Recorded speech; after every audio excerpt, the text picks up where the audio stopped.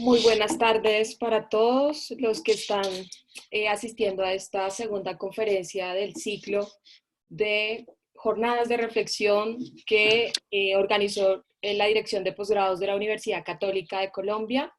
Hoy estamos con el profesor Farid Benavides. El profesor Farid Benavides Venegas es doctor, doblemente doctor, tanto por la Universidad Pompeu Fabra de Barcelona como en los Estados Unidos en la prestigiosa Universidad MIT, Universidad de Massachusetts, donde ha recibido sus 2 doctorados honoríficos y donde ha abordado investigaciones muy importantes relacionadas con el análisis y el alcance de los derechos humanos en el terreno.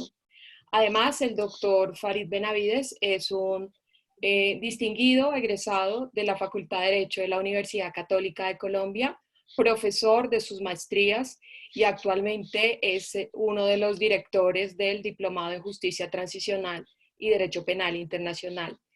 El doctor Farid ha ocupado importantes cargos en el Estado colombiano, entre ellos el de ser viceministro de Justicia, donde justamente tuvo que implementar temas como el de la justicia transicional y la construcción de los procesos de paz. Además, se ha ocupado de ser un académico con más de 80 publicaciones.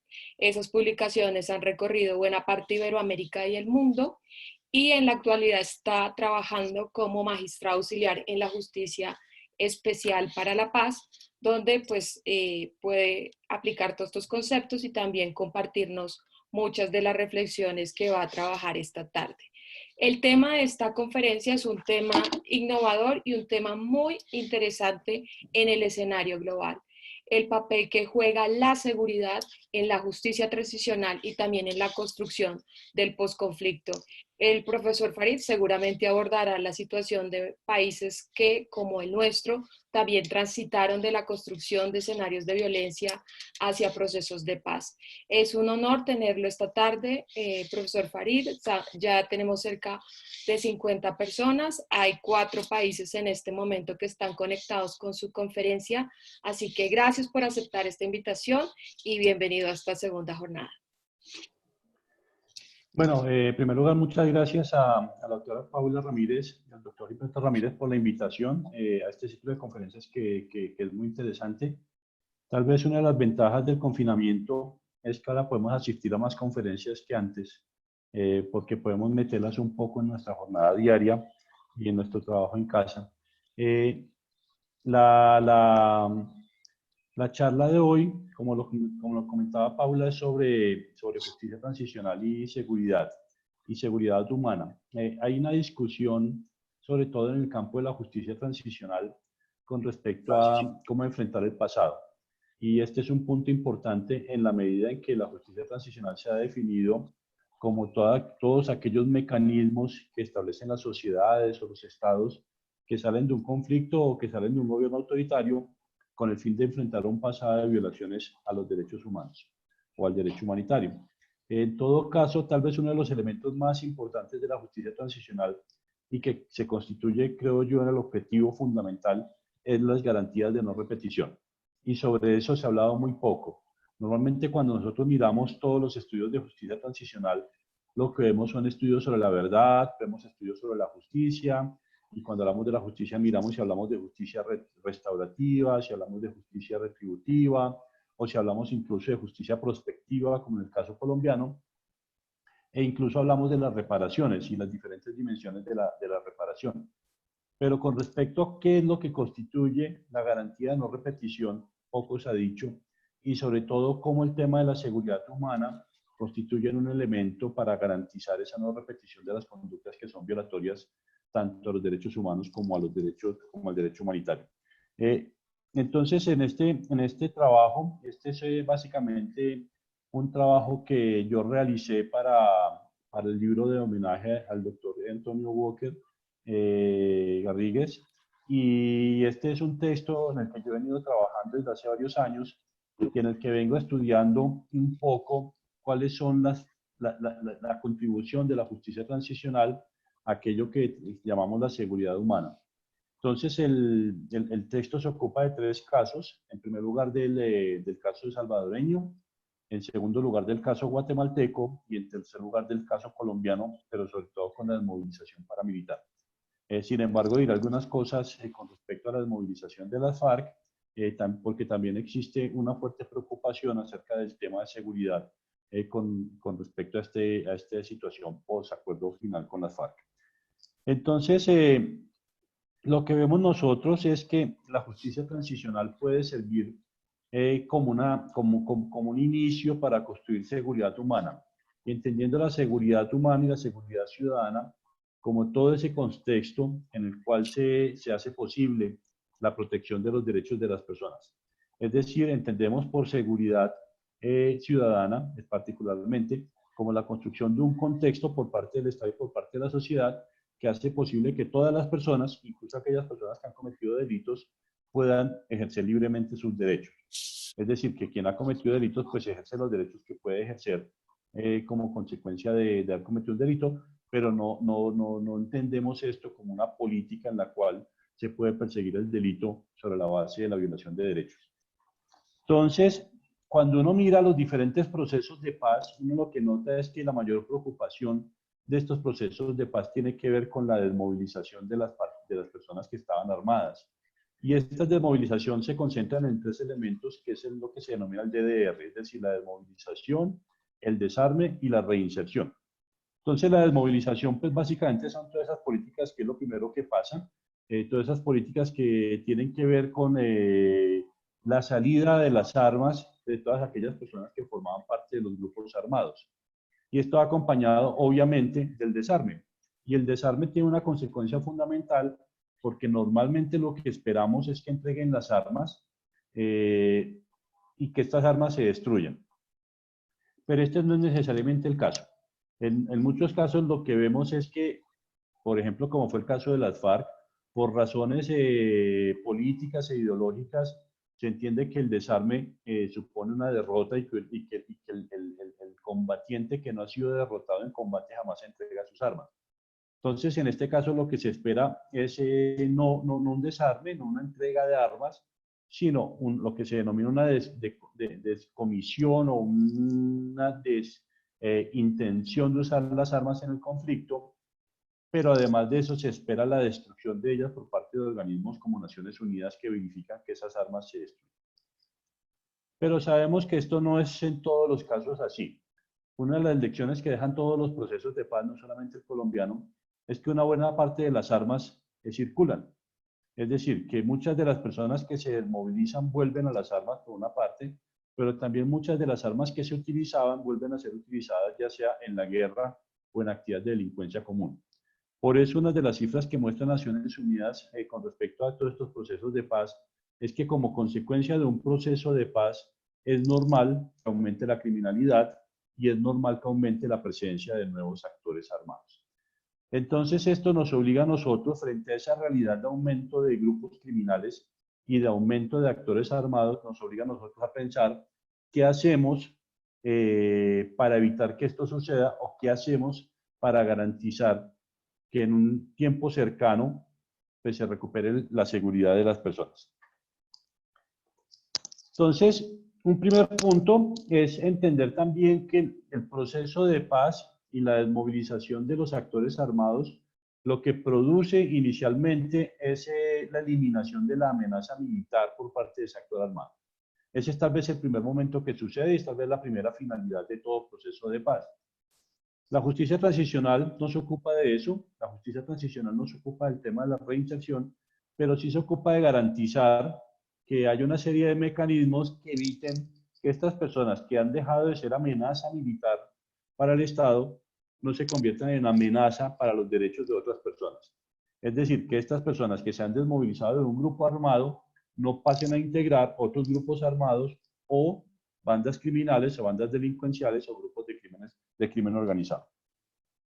Y esto entonces nos lleva a nosotros a la discusión acerca de la seguridad ciudadana. La seguridad ciudadana es un concepto que introdujo en los años 90 el Programa de Naciones Unidas para el Desarrollo, el PNUD, y recogió una serie tanto de prácticas como de teorizaciones alrededor del tema de seguridad. Nosotros en América Latina venimos de un concepto que es el de seguridad nacional. Este concepto de seguridad nacional es básicamente la idea de que tenemos que luchar contra el enemigo interno. Esta es como lo muestra Francisco Leal, una teorización propia de América Latina en la cual la idea de la seguridad no es la idea de la seguridad para proteger los derechos de las personas, sino la idea de la seguridad para proteger al Estado de su enemigo interno. Entonces, la lucha antiguerrillera, por ejemplo, en el caso de América Latina, se confundió con la idea de la seguridad nacional y por eso vimos nosotros que en la lucha antiguerrillera fuerzas como la policía eran utilizadas en operaciones militares. Es decir, Colombia, por ejemplo, es un caso en el cual es muy difícil decir cuándo la policía está en operaciones militares o cuándo la policía está en operaciones puramente policiales. Y eso es consecuencia de una doctrina como la de la seguridad nacional que confunde lo que se denominaría, siguiendo a Iván Orozco, el adentro del Estado con el afuera del Estado. Recordemos que las fuerzas militares están para proteger la soberanía nacional y la policía está para proteger la seguridad ciudadana. Pero en conflictos como el colombiano y en muchos países de América Latina lo que encontramos es esa confusión. Entonces, esa idea de seguridad nacional es una idea que empieza a ser modificada en la doctrina de América Latina en los años 70 y 80, como consecuencia de la caída de las dictaduras del Cono Sur, la doctrina se transforma y empieza a surgir un nuevo concepto que adquiere diferentes connotaciones. Por una parte, algunos hablan de seguridad pública. Este es un concepto que sobre todo en Europa tiene mal nombre porque se puede confundir con esas políticas de orden público que eran propias de la dictadura. Recuerden que el tribunal especial que existía en España era el Tribunal de Orden Público, pero también en otros contextos, como en El Salvador, se habla de seguridad democrática. Este es un término que se introduce, se trae a Colombia en el gobierno de Uribe por parte de Rafael Pardo, pero se entiende como lo que hoy llamamos nosotros seguridad ciudadana. Es decir, la idea de seguridad democrática de El Salvador, que surge como consecuencia de la guerra con El Salvador, no es la misma idea que surge en el gobierno de Uribe de seguridad democrática, porque la seguridad democrática del gobierno de Uribe está cargada de muchos elementos de la antigua seguridad nacional. Es decir, la idea del enemigo interno, la idea de la posibilidad de limitar ciertos derechos para ganar una guerra contra el enemigo, etc. Entonces, la idea de seguridad democrática de El Salvador es mucho más cercana a lo que luego acuña el PNUD, que es la idea de seguridad ciudadana. Y de nuevo, esta idea de seguridad ciudadana la entendemos como esa creación de un contexto en el cual el ejercicio de los derechos sea posible. Entonces, ¿qué es lo que pasa con base en estos contextos? Entonces, ¿qué es lo que pasa en países como El Salvador? En El Salvador tenemos que El Salvador estuvo en medio de un conflicto armado internacional desde el año 77. Este es un conflicto que involucra a diferentes actores.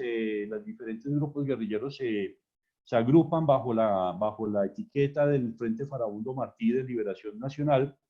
Y este es un grupo que no logró derrotar al Estado, pero el Estado tampoco los derrotó y terminan firmando un acuerdo de paz con el gobierno salvadoreño. Como consecuencia de ese acuerdo, lo que vemos es que hay una serie de armas en la calle, pero al lado de eso surge un fenómeno que es muy interesante. La guerra con El Salvador produjo un exilio masivo. Y este exilio masivo se dio sobre todo en México y los Estados Unidos.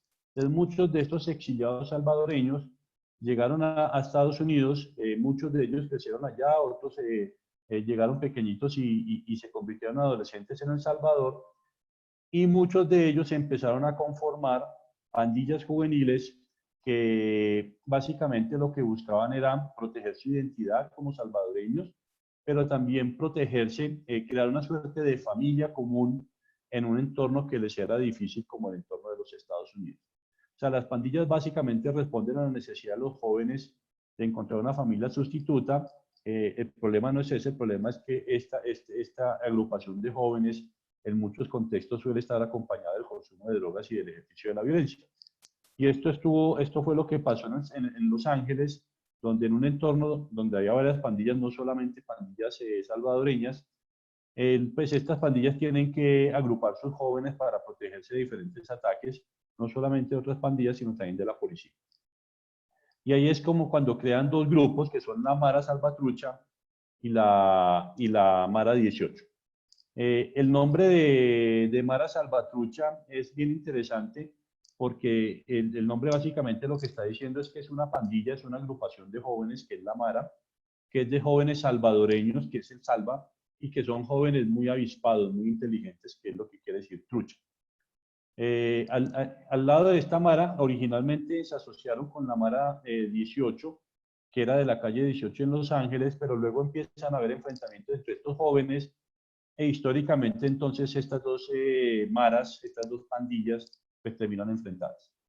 Son muchas las cosas que caracterizan a estas maras, una de ellas es el uso del tatuaje. Si ustedes ven fotos de las maras en internet, ustedes van a ver que el tatuaje es una cuestión que es muy importante para ellos porque es un signo de identidad. Entonces se tatúan no solamente los brazos, sino se pueden tatuar hasta toda la cara se rapan y tiene una representación de agresividad que es bien interesante. Entonces, estas maras,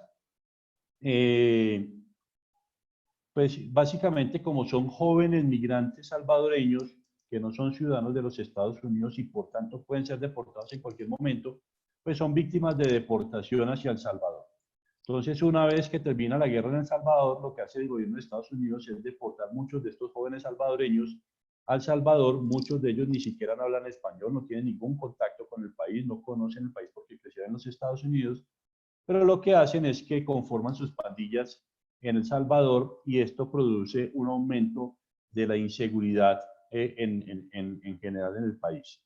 Estas maras se caracterizan entonces por un ejercicio fuerte de la violencia, pero también hay que reconocer, como lo hizo el informe de seguridad ciudadana del PNUD del año 2010, que no son los más, no son el grupo que mayor cantidad de delitos comete y por tanto no son los más responsables de la violencia en El Salvador. Alguien dijo que las maras eran una suerte de crimen organizado, lo que no es cierto. Una autora que se llama Gemma Moreno dice, que es una mexicana, dice que realmente las maras son grupos de criminalidad desorganizada, porque lo que hacen es controlar territorio, controlar droga, controlar sus jóvenes, se pelean entre ellos, etcétera. Pero como consecuencia del ejercicio fuerte de violencia y como consecuencia de la presencia fuerte en ciudades como El Salvador, en El Salvador, por ejemplo, era muy normal que las maras hicieran peajes, o es muy normal que hagan peajes. Entonces uno puede ir en el bus y de repente lo para un grupo de maras en la ciudad capital de El Salvador, piden plata o le piden plata al del bus y si la compañía de bus no ha pagado el peaje, o sea, la vacuna, entonces pueden quemar el bus. Frente a eso, mucha gente pues lo que hace es andar armada en el bus y en muchos casos se formaban tiroteos entre las maras y el que estaba dentro del bus y eso producía muchas muertes. Entonces, todos estos problemas lo que obligaron al gobierno de Salvador es a tomar una respuesta. Y esta respuesta fue, en primer lugar, la expedición de una ley que se llamó la Ley de Mano Dura.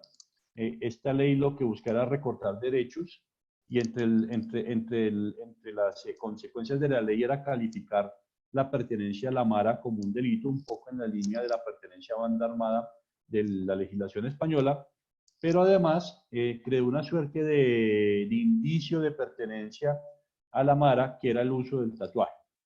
Entonces, una persona que tuviera un tatuaje, pues básicamente se le consideraba como un marero y por tanto se le consideraba como un miembro de una mara y por tanto era una persona que cometía el delito de pertenencia a las maras. Entonces, esto generó muchos problemas de constitucionalidad y esto llevó a que el gobierno sacara otra ley que le llamó la ley de mano superdura. Es decir, que si era inconstitucional la ley de mano dura, imagínense cómo era de inconstitucional la ley de mano superdura. Sin embargo, esta sí sobrevivió. ¿Y por qué nos interesa a nosotros el caso de las maras? El caso de las maras nos interesa porque lo que muestra es que la desmovilización, tanto de jóvenes, el retorno de los exiliados, el uso de las armas, el control de los territorios dejados vacíos por parte de las guerrillas, pues fue aprovechado por los grupos de delincuencia, entre ellos por estos grupos violentos como las maras, sin que el Estado hiciera nada para responder a eso.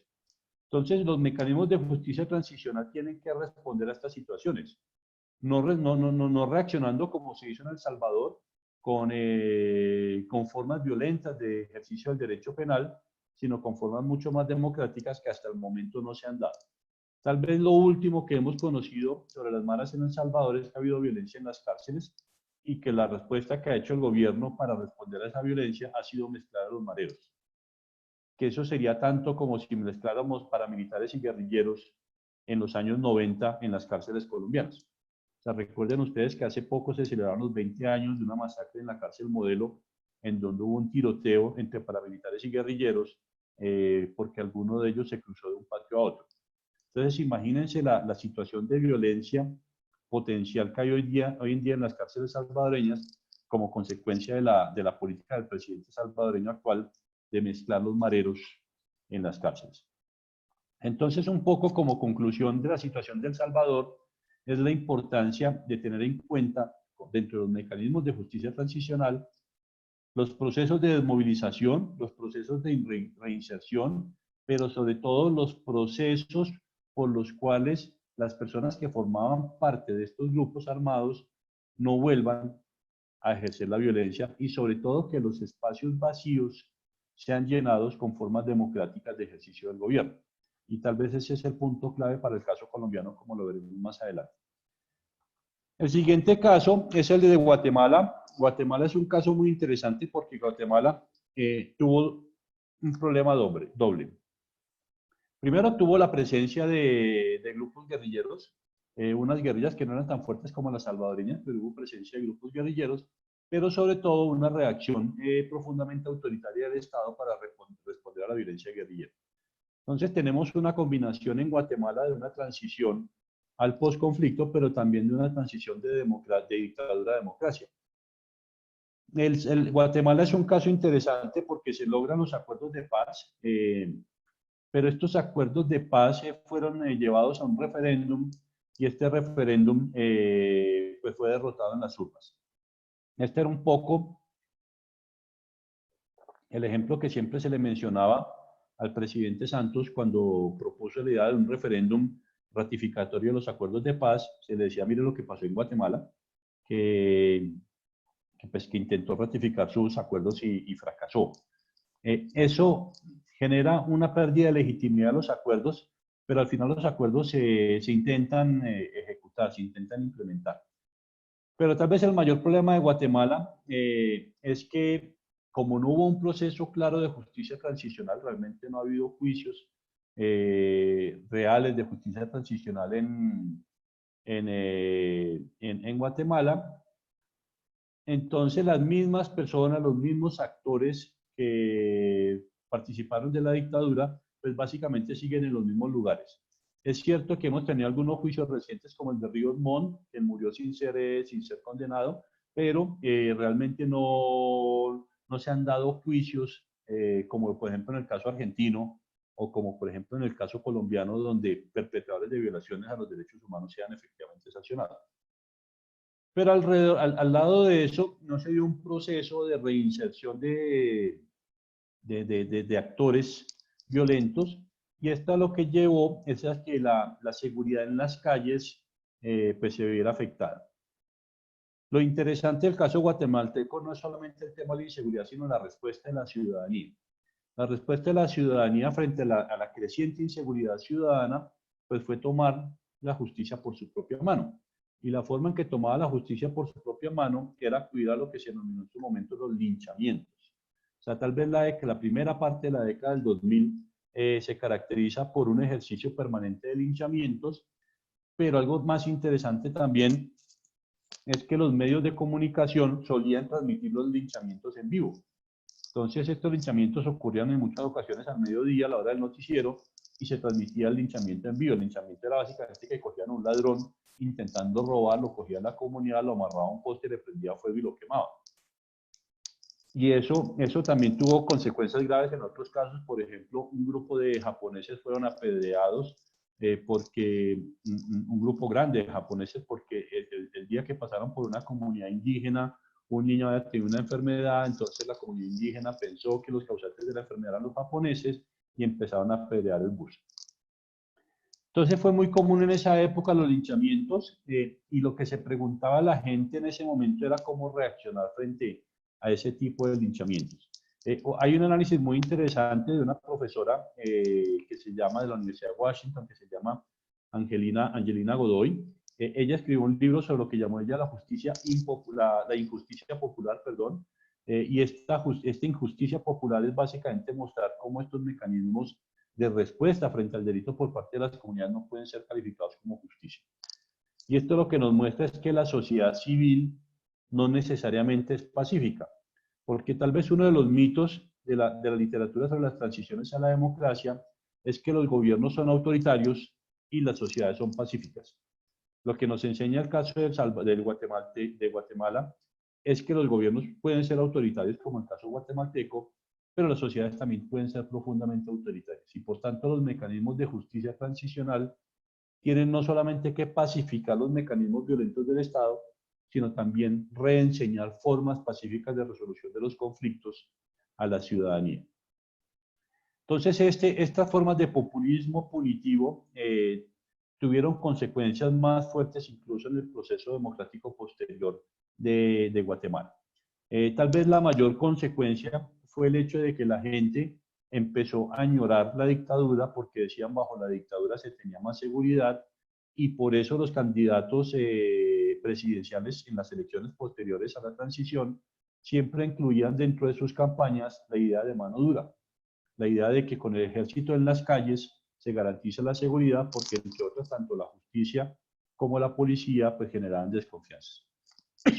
El único mecanismo que se ha construido en Guatemala de justicia transicional entonces ha sido la comisión, que ya desapareció, la comisión de lucha contra la impunidad, que es la CICIG, que era la que dirigía este magistrado colombiano, que me olvida el nombre, que era el de la...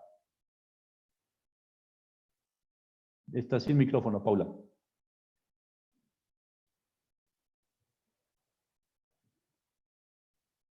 No. Bueno, ya nos acordaremos del magistrado. Velázquez. Velázquez, eso, Iván Velázquez.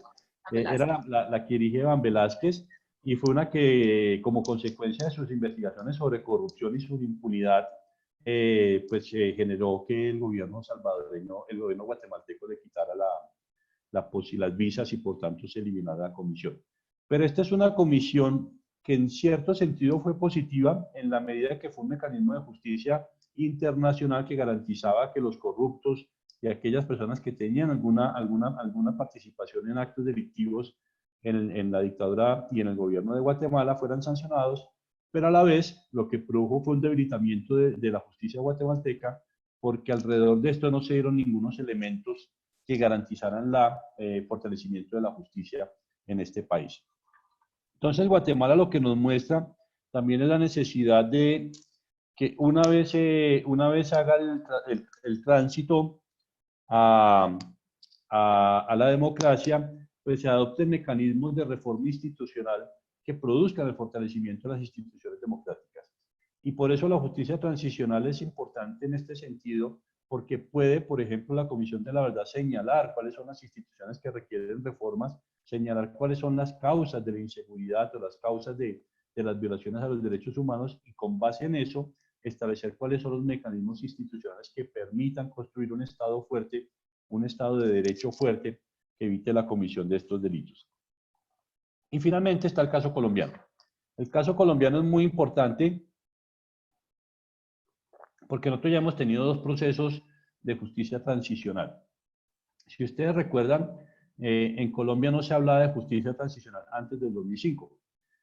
Eso no significa que no tuviéramos lo que llamamos mecanismos de justicia transicional, sino lo que significa es que antes del 2005 nosotros no hablábamos en esos términos de estos mecanismos como por ejemplo la amnistía, el indulto, la posibilidad de participación en política, etc.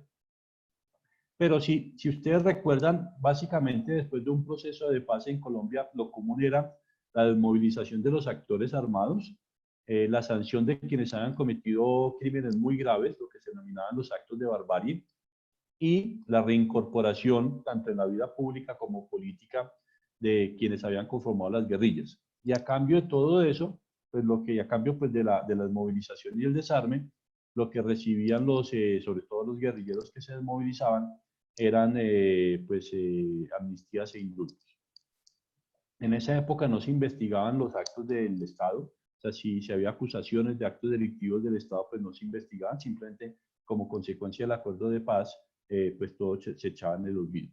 ¿Qué es lo que pasa en el año 2005, 2002 al 2005?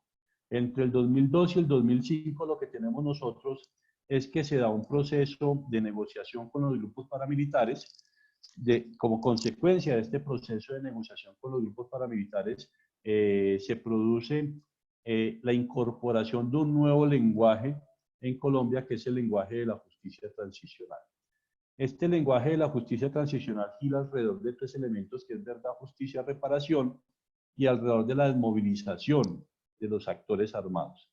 Entonces, el modelo de justicia y paz es un modelo interesante porque es un modelo que depende de la postulación del gobierno colombiano. Solamente entraban a justicia y paz aquellas personas postuladas por el gobierno colombiano, y el resto se suponía inicialmente que recibieron una amnistía por ser sediciosos. Cuando la Corte encuentra esa medida inconstitucional, entonces empieza una suerte de purgatorio para más de 20.000 paramilitares desmovilizados, y esta medida entonces se traduce finalmente en la ley 1424, que es la posibilidad de suspender la ejecución de la pena o la posibilidad de suspender el proceso, pero sin que eso sea una amnistía. ¿Qué es lo que sucede con esto? Muchos de estos paramilitares desmovilizados vuelven a la guerra, que es lo que se denominó los nuevos grupos paramilitares, o lo que hoy denominamos las bandas criminales. No se hizo una política clara de reinserción de muchas de estas personas. No se hizo un proceso de llenado de espacios dejados libres por parte de estos actores armados. Entonces estos espacios pues obviamente fueron llenados por nuevos actores armados. O sea, al desaparecer un actor regulador del conflicto, un actor regulador de la violencia, lo que vemos nosotros es que este actor regulador simplemente reemplazado por un nuevo actor regulador. Entonces lo que vemos es que con la aparición de estos nuevos grupos, pues aumenta la violencia en las regiones. Entonces vemos que en muchos lugares surgen grupos como las Águilas Negras, luego surgen grupos como el Clan Úsuga, y una serie de grupos que obviamente aumentan la inseguridad de la gente. Estos grupos son enfrentados de dos maneras. Por una vía, de manera militar. Recuerden que hace varios años el Defensor del Pueblo decía que estas bandas criminales formaban parte del conflicto y por tanto tenían que ser enfrentadas de manera militar, con las reglas de enfrentamiento militar, y otros decían que no, que estos son grupos criminales ordinarios, si bien poderosos, pero que no pueden ser enfrentados de manera militar, sino con la policía. Entonces, ¿cuál es el problema de esto? El problema es que los mecanismos de justicia transicional que se implementaron con Justicia y Paz se ocuparon simplemente de establecer esto de verdad, justicia, reparación, verdad por parte de los jueces y de la Comisión de Reconciliación, y también por el Centro de Memoria Histórica, o el Grupo de Memoria Histórica anteriormente, la reparación por la unidad de víctimas, la restitución de tierras por la unidad de restitución de tierras, etcétera, pero no se establecieron mecanismos reales que garantizaran la seguridad ciudadana en los territorios que habían sido abandonados por los paramilitares, y frente a la ausencia de esas garantías, pues el espacio fue llenado con nuevos actores violentos. Esta fue una reflexión que surgió en el momento de negociación con las FARC. En el momento en que estaban negociándose el proceso de paz, la paz con las FARC, uno de los puntos que se discutía era qué hacer una vez pues se desmovilizaran las FARC, qué hacer en los territorios que habían sido tradicionalmente de dominio de las FARC. Recuerden que esos territorios el Estado es visto más como un invasor y las FARC eran vistas como el Estado propio de esos lugares. Entonces la discusión era, ¿qué hacemos nosotros cuando las FARC se vayan? Una posibilidad que se manejó, que finalmente no se acogió, era que las FARC mismas controlaran esos territorios con una suerte de policía rural. Esto pues obviamente era darle a las FARC el control de los mismos territorios que antes controlaban, y significaba simplemente premiar al actor armado con esos territorios. Otros proponían una mezcla entre Policía Nacional y policía conformada por miembros de FARC, en donde los miembros de FARC ingresarían a la policía, pero esto también fue parte del rechazo pues, de los oficiales de la policía porque consideraban que las FARC habían sido delincuentes y no se les podía premiar ingresándolos en la policía. Otros decían que, que tendría que garantizar la seguridad a la policía de carabineros. Muchos lo discutieron porque decían el problema de los carabineros es que es la policía que peleaba en el conflicto, entonces eso generaría problemas de seguridad en la zona porque mucha gente vería que quien era el enemigo ahorita sería quien se encargaba de la seguridad. Otros proponían simplemente hacer un balance entre seguridad y delito, entre violencia y delito. Y este es un balance que a muchos generales molestaba, porque la propuesta era, si usted quiere reducir la violencia, tiene que aceptar una cierta dosis de delito. Si pelea el delito como fuente principal, va a tener que aceptar una alta dosis de violencia. Es decir, no puede ganar las dos. No puede tener una zona sin violencia y sin delito, por lo menos al comienzo de la recuperación de las zonas. Lo cierto es que nada de esto se dio. Y lo que tenemos es zonas controladas por diferentes bandas criminales, particularmente relacionadas con los carteles mexicanos. Es decir, que las modalidades de restitución, de recuperación de los territorios que eran controlados por las FARC, pues no recuperaron realmente esos territorios y lo que hicieron fue dejar que ese vacío fuera llenado por nuevos actores armados. Entonces, la pregunta analizada, la pregunta entonces que nos hacemos es, ¿cuál es el papel de la justicia transicional en todos estos casos? Entonces, el papel de la justicia transicional no puede ser simplemente sancionar los delitos cometidos en el pasado, ese es uno de los papeles.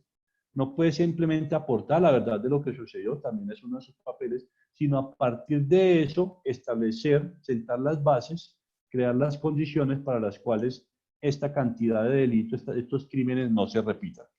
Entonces, un análisis de las posibilidades del conflicto, de las posibilidades de la reinserción, de las posibilidades de la seguridad de los derechos en estas zonas, forma parte o debe formar parte del discurso de la justicia transicional. Porque la justicia transicional no se debe limitar a mirar hacia el pasado, sino que también tiene que mirar hacia el futuro, porque recordemos, como le decía Iván Orozco, es una suerte de cara de Jano que tiene dos caras, una hacia el pasado, otra hacia el futuro, con la finalidad de garantizar o de crear las condiciones para que los crímenes que se cometieron no se vuelvan a repetir. Muchas gracias.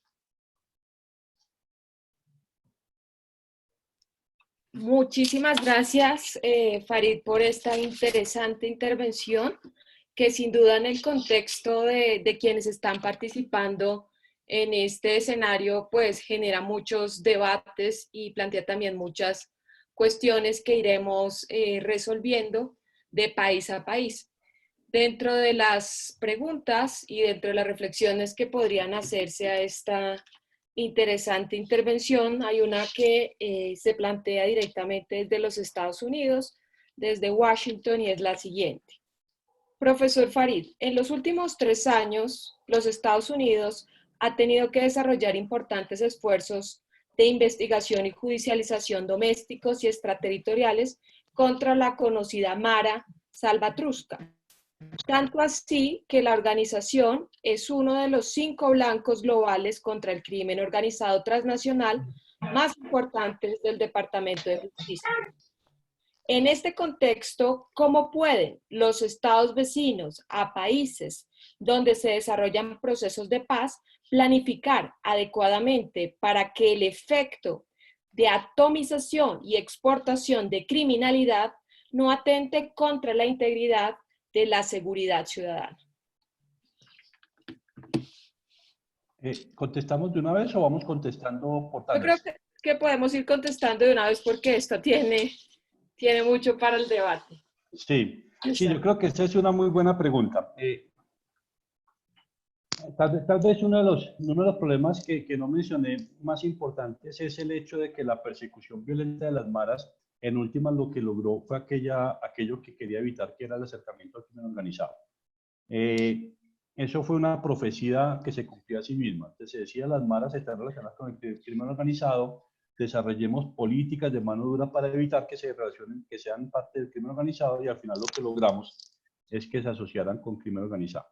Entonces, lo que un Estado, en mi opinión, debe hacer al momento de salir de un conflicto es primero identificar los espacios que son dejados vacíos por el agente regulador que existían y llenarlos con formas democráticas de Estado. Eso significa no solamente mandar la policía, pero también mandar la policía, sino una serie de mecanismos estatales que garanticen mayor bienestar, mayor protección de los derechos de las personas, mayor acceso a servicios públicos, etcétera. Tal vez uno de los datos más interesantes que se han mostrado en Colombia, en las zonas donde hay aspersión aérea, la resiembra es mayor que en las zonas donde hay erradicación manual. Pero un dato adicional a ese es que en las zonas donde hay presencia estatal real, es decir, un estado con bienestar, un estado amable, la resiembra es muchísimo menor que en aquellas zonas donde el estado que llega es un estado puramente militar. Entonces, esto lo que nos dice es que la respuesta violenta a estas formas de criminalidad no puede ser la única, sobre todo en sus estados incipientes.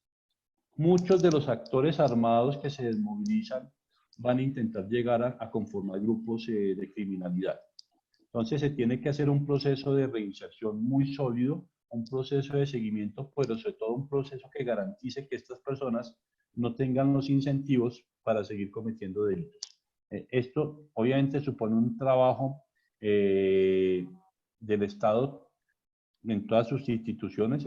Obviamente supone una inversión muy fuerte de dinero, una inversión social muy fuerte en estas regiones, pero lo que sí es claro es que la respuesta violenta lo que va a producir es una mayor respuesta y puede tener el efecto que es el que está sucediendo en muchos lugares de lo que denomina spillover, o sea, que el conflicto, que este conflicto de delincuencia común se traslada a otros países, como en el caso de las maras hacia México y Estados Unidos, o lo que está ocurriendo ahorita en España, que ya hay presencia de maras pues en el Estado español.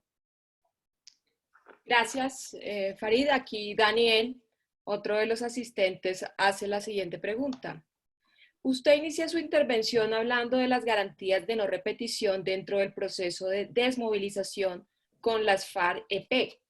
El control territorial ha caído en otros actores ilegales, causando la concurrencia de nuevos hechos victimizantes. Dentro de comunidades, en este contexto, ¿podemos hablar del fracaso de las garantías de no repetición? ¿Podría recomendarme literatura sobre este punto en particular y la efectividad de estas garantías de no repetición? Sí, tal vez una de las cosas más paradójicas del proceso transicional colombiano es que en las zonas donde hay mayor presencia militar, como en el Cauca, es donde se están dando más muertes de líderes sociales. Eso llama mucho la atención. ¿Esto qué significa? Significa que hay un control que no es real, significa que hay actores armados que están desarrollando ese tipo de control. El hecho de, por ejemplo, que tengamos grupos disidentes, desertores de las FARC, nuevamente, o sea, lo que se denomina las nuevas FARC-EP, atacando estas comunidades, pues básicamente lo que nos muestran es que el proceso de paz tiene elementos que tienen que ser mejorados. O sea, yo no lo pondría en términos de triunfo o fracaso, porque apenas llevamos 2 años del proceso de paz, pero sí de llamados de atención que es necesario tener en cuenta para ir mejorando el trabajo de las diferentes instituciones del Estado. Hay una fuerte literatura sobre el tema, sobre todo hay organizaciones como Ideas para la Paz que han escrito textos sobre ese punto. En Colombia tal vez hay 2 personas que trabajan este tema, que son Ariel Ávila y Juan Carlos Garzón, que están trabajando este tema. En otros países hay una persona en Bélgica de la Universidad de Ghent que ha trabajado el tema con respecto a la seguridad ciudadana posterior al conflicto de Yugoslavia. No recuerdo en este momento el nombre, pero vino a Colombia hace varios años un poco a conocer de cerca el caso colombiano con respecto a la policía. Es decir, se ha escrito mucho sobre el tema. Gema Moreno, también de México, ha venido trabajando ese tema con respecto a la violencia en México. En el caso de El Salvador hay varias personas que han escrito sobre el tema. O sea, hay una literatura que es fuerte sobre el tema, pero que básicamente coincide, en mi opinión, en la idea de que tiene que darse una transformación democrática de la sociedad y de las instituciones.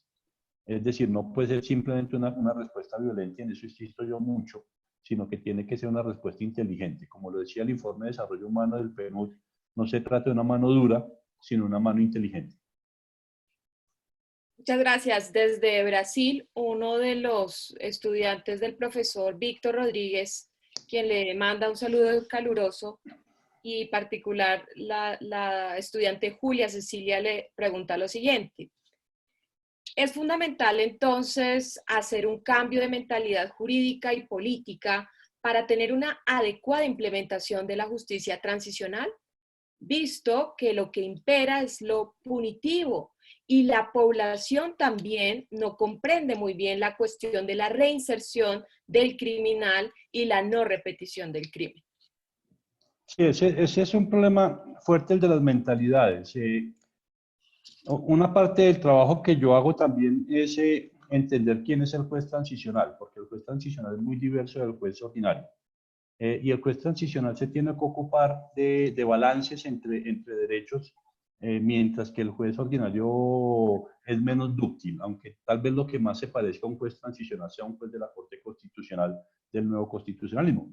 Pero tiene que ser un juez diferente. Si uno traslada eso a las diferentes instituciones, pues también hay que entender por parte de los diferentes miembros de esas instituciones las finalidades de los procesos, tanto de paz como transicionales, y los costos que tienen esos procesos. Tal vez en el caso colombiano, una de los mayores problemas del proceso de paz colombiano es entender que este proceso requiere renuncias de parte y parte.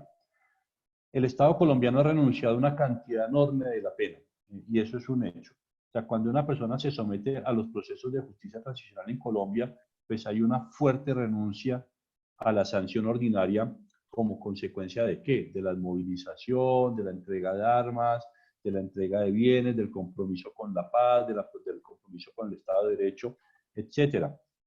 Y sobre todo el compromiso con la verdad. Contar qué fue lo que pasó, cómo pasó y por qué pasó. Entonces se han hecho unas renuncias muy fuertes tanto por la ciudadanía como del Estado, pero esas renuncias requieren la comprensión de que esto forma parte de este proceso.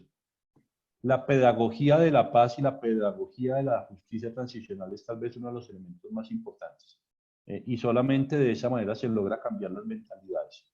Pero tal vez ese es el proceso más complicado, que la gente entienda que lo que se está haciendo con una finalidad, y esa finalidad es garantizar que en el futuro podamos vivir en un país en paz sin tener ninguna posibilidad de que nuestros derechos sean afectados.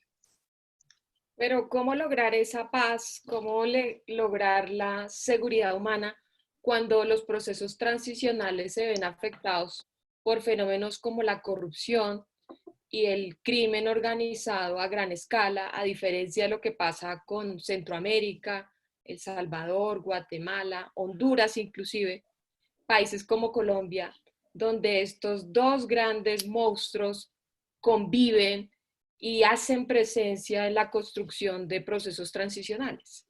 Sí, no, ese es el gran problema de estados como el colombiano. Tal vez una de las cosas que nos ha dejado el conflicto colombiano, y nosotros lo hemos vivido, es que la corrupción se ha hecho más visible. Ustedes recuerdan, después de la firma del acuerdo de paz, se empezó a hablar mucho de la corrupción en Colombia, empezaron a surgir muchos casos, como si de repente Colombia hubiera sido un país puro antes del 2016 y se hubiera vuelto corrupto después del 2016. El procurador lo dijo, lo que pasa es que ahorita ya podemos ponerle el ojo a eso. Entonces, el proceso de paz hace que surjan situaciones que son situaciones tan graves como la guerra, pero a las que antes no les prestamos atención por estar ocupados de la guerra. Entonces la corrupción es un problema que no es nuevo, es un problema que tiene que resolverse, es un problema que además tiene efectos reales en la vida de la gente y en la posibilidad de que surjan grupos guerrilleros como en los 70, porque mucha parte del discurso de las guerrillas en Colombia está asociado a la idea de un Estado injusto, de un Estado que es desigual, de un Estado que protege ciertos intereses y ataca a otros, y eso ayuda mucho, a esa percepción ayuda mucho a la corrupción. Entonces, la lucha contra la corrupción es un factor fundamental, porque el Estado tiene que ser transparente y el Estado tiene que ser confiable. O sea, estos nuevos sujetos que adquieren, llegan a la ciudadanía, que ingresan a la ciudadanía, pues tienen que poder confiar en el Estado. Pero el otro elemento, que es el otro elemento que es muy fuerte, es el del crimen organizado. ¿Por qué se desarrolla el crimen organizado en Colombia? Por varias razones. Una de ellas por la existencia de territorios, de amplios territorios sin control del Estado. Por qué ingresan los carteles mexicanos con tanta fuerza al Estado colombiano después de la desmovilización paramilitar? Porque fueron territorios que dejaron los paramilitares y que empezaron a ser controlados por nuevos actores armados relacionados con los carteles mexicanos. Porque hoy en día el Cauca y Tumaco son lugares que tienen tantos problemas de criminalidad organizada, porque eran espacios controlados por las FARC y por las bandas criminales, que al salir las FARC, esos espacios terminan siendo controlados por las bandas criminales y por los carteles mexicanos. Entonces la lucha contra el crimen organizado es fundamental, es una lucha que tiene que darse de todas las maneras posibles. El gobierno colombiano acaba de sacar un proyecto en el cual busca establecer mecanismos de negociación con el crimen organizado como una forma de atraerlos para que dejen el delito, pero habrá que ver si simplemente es eso o si se hacen otros mecanismos que garanticen que no aparezcan nuevos actores armados o nuevos actores delictivos en esas zonas, que si supongamos que se desmovilizan el clan de los Úsuga, eso no tiene ningún efecto si luego dejamos que aparezca un nuevo clan de delincuentes. Entonces, la lucha contra el crimen organizado es fundamental, porque creo que esos son los dos principales problemas que tiene Colombia en este momento: corrupción y crimen organizado. Muy bien, tenemos muchas preguntas, pero ha llegado una pregunta de Francia. Ramona dice, buenos días, noches aquí en Francia. Gracias por vuestra invitación y conferencia. De un punto de vista de una jurista y política de Francia, me gustaría entender por qué el Estado de Derecho es un proceso que parece complicado de aplicar en Colombia. ¿Por qué el Estado y la justicia no tienen tanta dificultad en imponerse para crear una justicia social? Esa es una pregunta muy complicada. ¿Por qué el Estado de Derecho no? ¿Cómo ha sido el proceso de construcción del Estado en Colombia?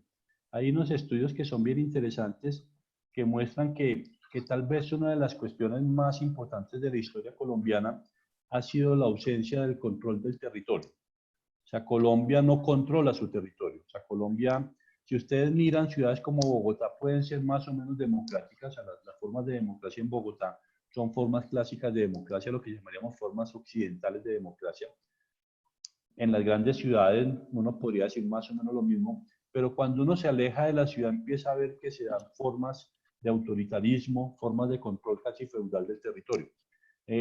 Hay muchos estudios que van mostrando cómo la ausencia de control territorial y sobre todo la ausencia de Estado con todos los servicios en esos territorios es lo que permitió que se desarrollaran los grupos armados. Si miramos, por ejemplo, la historia de las FARC surgen en el campo y surgen como consecuencia de la violencia colombiana que dejó grandes territorios sin ninguna atención. Y tal vez uno de los mitos de las FARC, uno de los mitos y los hitos de las FARC es Marquetalia, donde ellos esperan irse a Marquetalia huyendo de las fuerzas del gobierno y reciben un ataque militar y por eso Tiro Fijo decía que lo único que quería era cuidar sus gallinas y llegó el Estado y se las quitó. Eso obviamente es mucho más complicado que eso, pero un poco es una forma metafórica de decir, mire, queríamos estar en la tierra, queríamos cultivar, llegaban los actores armados y estos actores protegidos por el Estado y no hicieron nada para protegerlos. Entonces, eso es un elemento inicial, o sea, la ausencia de Estado en muchas zonas. Luego, esa ausencia de Estado lleva a que nuevos actores pues hagan el papel del Estado, tanto las guerrillas como los narcotraficantes en estas regiones pues son el sustituto del Estado.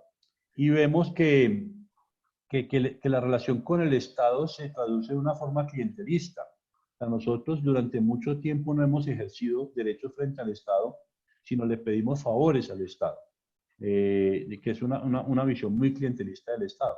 Entonces, esa visión de un Estado que no es fuerte, un Estado ante el cual no se ejercen derechos, un Estado que es fácilmente sustituido por actores armados, por grupos criminales, hacen que sea muy difícil el establecimiento del Estado de Derecho en Colombia. Pero además es una historia que viene desde el siglo XIX, o sea, el surgimiento del Estado colombiano es precisamente un surgimiento violento, el control territorial fue difícil, las guerras del siglo XIX hacen que se produzcan básicamente controles territoriales diferenciados, de una cantidad de elementos que hacen muy difícil hoy en día realmente tener un Estado de Derecho sólido como cualquier sociedad. Curiosamente, por ejemplo, uno lo puede mirar en el tema de la Alianza para el Progreso. Si uno compara todas las ayudas recibidas por Ecuador de la Alianza para el Progreso de los años 60, la política de Kennedy, más o menos se pueden ver. O sea, si ustedes miran las carreteras ecuatorianas, son carreteras que son muy buenas, y eso viene de la época de la Alianza para el Progreso, esos dineros se invirtieron. En Colombia no, en Colombia estos dineros se robaron. Entonces, de nuevo volvemos al tema de la corrupción ha sido uno de los elementos que hacen difícil, que son un obstáculo enorme contra la construcción del Estado de Derecho en Colombia, pero son muchos factores. Gracias, Farid. Hay una pregunta para el debate, una pregunta, y esta la hace Demar Córdoba. ¿Se puede validar que un mecanismo de justicia transicional como la JEP sea producto de las conversaciones de paz, pero sobre todo, donde los mismos futuros procesados se enorgullecen de ese mecanismo como su propia justicia? Quiero decir, ¿puede acaso una justicia diseñada por los mismos victimarios ser garantía de justicia para las víctimas? ¿Eso no terminaría en falta de imparcialidad como fundamento de justicia? Sí, esa es tal vez una de las críticas que se le hace al mecanismo de justicia del acuerdo de paz. Pero veamos cómo surge el mecanismo de justicia. El mecanismo de justicia, a lo que inicialmente se quería, tanto por parte de las FARC como de quienes la apoyaban, era un mecanismo básicamente de amnistía e indultos, un mecanismo que permitiera que todos los guerrilleros fueran perdonados por sus crímenes. Por el lado del gobierno existía una fuerte presión para que hubiera una sanción por los crímenes cometidos. Entonces, si uno mira las negociaciones del gobierno y sobre todo del lado de Sergio Jaramillo, llegaba con un fuerte reclamo de justicia, o sea, esos crímenes tienen que ser sancionados, y por el lado de las FARC eran nuestros, esto es básicamente el ejercicio del delito político, y en el delito político se perdona todo. La Jurisdicción Especial para la Paz, entonces, recogiendo un poco también el aprendizaje de justicia y paz, es un mecanismo mixto que originalmente debió surgir como un tribunal mixto internacional. Recordemos que las FARC es un grupo rebelde que era opositor al Estado colombiano. Entonces, inicialmente las FARC tenían desconfianza de la justicia colombiana. Entonces, lo que dicen es, para que esa desconfianza se supere, tiene que establecerse un mecanismo de justicia mixta internacional. Entonces, por eso vemos que había unos jueces internacionales dentro de la JEP que luego, cuando se hace el control constitucional, desaparecen. Pero ¿cuál es el objetivo y cuál es el elemento que define la Justicia Especial para la Paz? No es la protección de los compadecientes, sino la protección de los derechos de las víctimas. O sea, la JEP es una institución que tiene como elemento central la protección de los derechos de las víctimas. Pero también es una institución que tiene que aplicar mecanismos, sobre todo concentrados en lo que se denominan los máximos responsables. Y aquí los máximos responsables tienen una obligación, que es básicamente aportar verdad, reparación y contribuir a que se haga justicia. Y se establecen unos mecanismos de desagüe, que se pueden llamar así, que son las amnistías o las renuncias al deber penal. Pero la JEP no se ocupa solamente de las FARC, sino también de la fuerza pública, de aquellas personas de la fuerza pública que han cometido crímenes. Lo curioso es que la JEP es criticada tanto por miembros de las FARC como por miembros de la fuerza pública, porque consideran que es muy dura. Entonces es una cuestión que es bien interesante, porque si uno mira la cantidad de amnistías que se han otorgado en la JEP, no son tantas como la gente cree. ¿Por qué? Porque es que los crímenes que se han cometido en Colombia tienen un elemento fundamental, es que muchos de ellos son crímenes de guerra, y los crímenes de guerra no son amnistiables.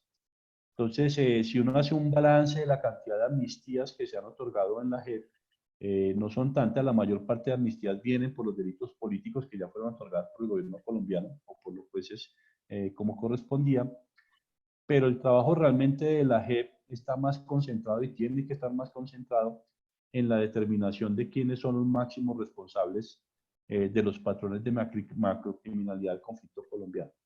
¿Y esto con qué fin? Con el fin de dar verdad a las víctimas, con el fin de que haya reparación para las víctimas.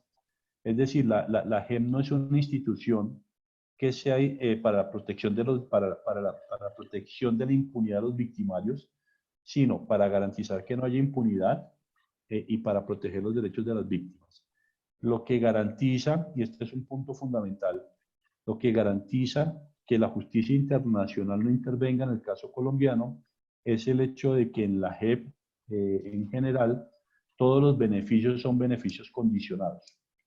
Es decir, aquí no hay amnistías en blanco, sino que tienen que ser amnistías con condiciones y cualquier otro beneficio como la libertad condicionada o como la renuncia a la pena están sometidos a condiciones como el cumplimiento de ciertos requisitos, sobre todo el de verdad o el de la reparación a las víctimas. María Paula Torres pregunta, ¿cómo incorporar la necesidad de verdad sobre las fuentes de financiación de los grupos armados con el fin de que los escenarios de crimen organizado en posconflicto no se materialicen? Hoy en día desconocemos las políticas financieras, la estructura financiera y las fuentes de financiación que permiten a las FARC permanecer en el tiempo y que han sido heredadas o tomadas por grupos criminales nacionales y transnacionales. Ejemplo, el ganado del Bloque Sur, la minería de Antioquia, las rutas del narcotráfico en Nariño, los supermercados y otras empresas, comillas, legales. Sí, ese es un punto importante. Tal vez uno de los elementos más importantes de la JEP que recoge de Justicia y Paz. Recuerden que los sujetos que son de competencia de la JEP son tres en general. Primero, los miembros de las FARC, desmovilizados, solamente aquellos miembros desmovilizados de las FARC. Segundo, aquellos miembros de la fuerza pública o agentes del Estado que no son miembros de la fuerza pública, bueno, primero los miembros de la fuerza pública que hayan cometido delitos. Entonces, por un lado tenemos FARC, por otro lado tenemos miembros de la fuerza pública que hayan cometido delitos. En el caso de las FARC ya sabemos que han cometido un delito por lo menos, que es el de rebelión. Entonces, por eso la claridad siempre es importante, porque no todos los miembros de la fuerza pública son sujetos de la JEP, sino solamente aquellos miembros de la fuerza pública que han cometido delitos. Alrededor de esto están los colaboradores de las FARC, que también son parte de la competencia de la JEP. Están los agentes del Estado, que no son miembros de la fuerza pública, que han cometido delitos relacionados con el conflicto. Y hay una categoría que es muy importante, que es la de los terceros financiadores. Esa categoría es la categoría que no fue tan investigada en Justicia y Paz. La financiación del paramilitarismo fue una categoría muy olvidada en Justicia y Paz. Tuvimos algunos elementos de colaboración como la parapolítica de terceros que colaboraban con el paramilitarismo, pero la financiación del paramilitarismo no aparece con tanta claridad en Justicia y Paz.